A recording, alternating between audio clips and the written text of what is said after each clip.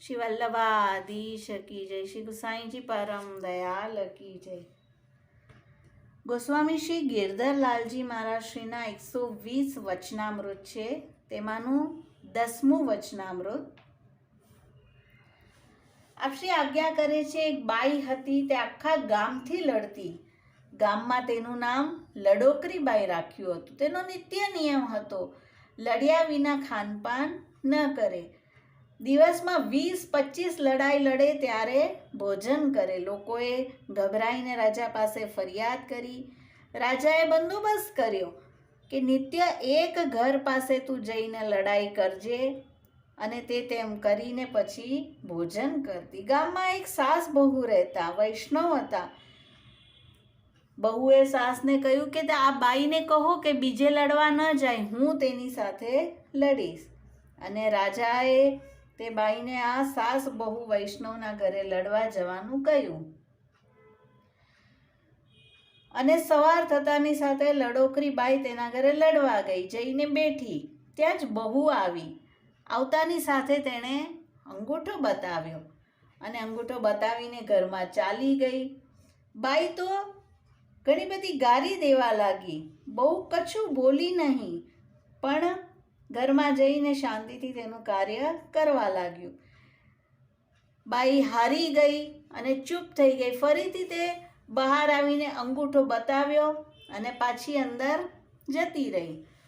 આમ કરતા બાઈ તો ગારી દેતા દેતા એટલી બધી થાકી ગઈ, રાત પડી ગઈ અને તે તેના ઘરે ચાલી ગઈ। બીજા દિવસે લડવા ના આવી। રાજાએ કહ્યું કે હવે તું લડવા કેમ ન ગઈ? કે છે હવે હું ક્યારેય કોઈનાથી લડીશ નહીં। અને રાજાએ સાસ બહુને પૂછ્યું કે આ લડોકરી બાઈને કેવી રીતે હરાવી?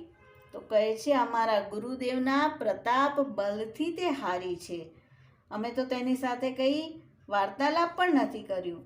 આ સાંભળીને રાજા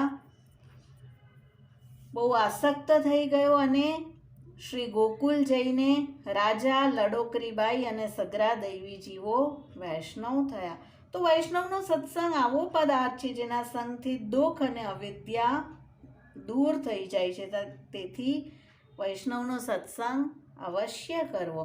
અને આપણા શ્રી ગોકુલનાથજી પણ વચનામૃતમાં આજ્ઞા કરે છે કે કળાથી કોઈ પણની કુટેવ સુધારી શકાય। તો આ બાઈએ કેવલ અંગૂઠો બતાવ્યો બહુએ અને તે લડોકરી બાઈને સુધારી દીધી।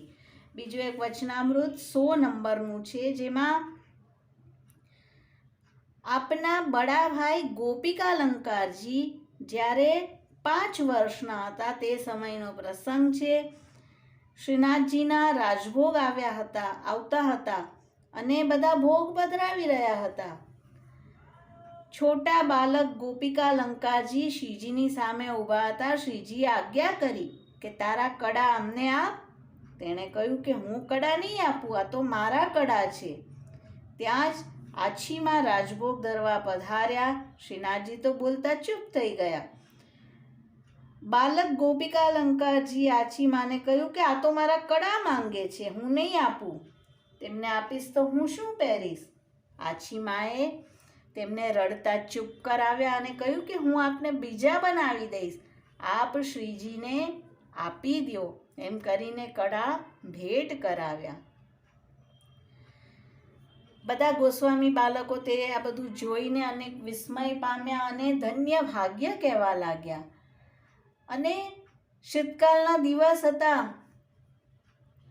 તો આ બાલક શ્રી મદન મોહનજીના સિંહાસન નીચે શૈયા મંદિરમાં સૂઈ ગયા। તાલામંગલ થઈ ગયા, આ ભીતર જ રહી ગયા અને બહાર પણ બધાને વિસ્મરણ થઈ ગયું। આ બાલકને કોઈને સુધી ન થઈ। થોડી વાર પછી તેઓ જાગ્યા અને સિંહાસન નીચેથી બહાર મણિકોઠામાં આવ્યા। જોયું તો અંધારું છે, કોઈ નહોતું। ગભરાઈને રોવા લાગ્યા। શ્રીનાથજી ત્યાં પધારી પોતાની શૈયાજી પાસે લઈ ગયા। તેમને રોતા ચૂપ રાખ્યા અને કહ્યું કે આપ રડો નહીં, હું છું। કહે છે મને જલની પ્યાસ લાગશે, ભૂખ લાગશે તો હું શું ખાઈશ? શ્રીજી કહે છે મારી પાસે છે, હું આપીશ। ફરીથી બાલક કહે છે, મને કોઈ મારશે તો નહીં ને? તો શ્રીજી કહે છે કે નહીં, હું કોઈને તમને મારવા નહીં દઉં. અને બંટાજીમાંથી એક ઠોર આપ્યો અને આજ્ઞા કરી કે આપ ખાઓ. તો આપે થોડો તેમાંથી ખાધો. જારીજીમાંથી શ્રીજીએ જલ પીવાવ્યું અને પછી 12 બાળકોને સ્વપ્નમાં આજ્ઞા કરી કે તમારા લાલજીને ખેલવા માટે અહીંયા રાખ્યા છે, ખવડાવ્યું પીવડાવ્યું છે, કંઈ સોચ નહીં કરતા. તેમની નીંદ તત્કાલ ખુલી ગઈ અને સ્વપ્નની વાત કરી. ઉત્થાપનનો સમય થયો, શંખનાદ કરી તાલા ખોલ્યા તો જોયું કે આ બાલક શ્રીજી પાસે બેઠા છે અને જે ઠોર બચ્યો હતો તેમાંથી કણિકા બધાએ લીધી.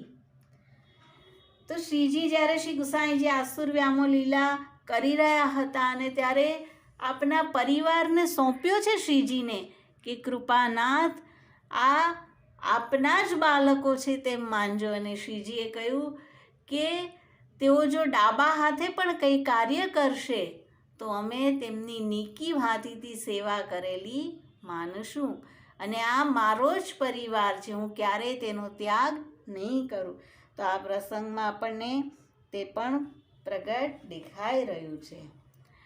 શ્રી વલ્લભાધીશ કી જય.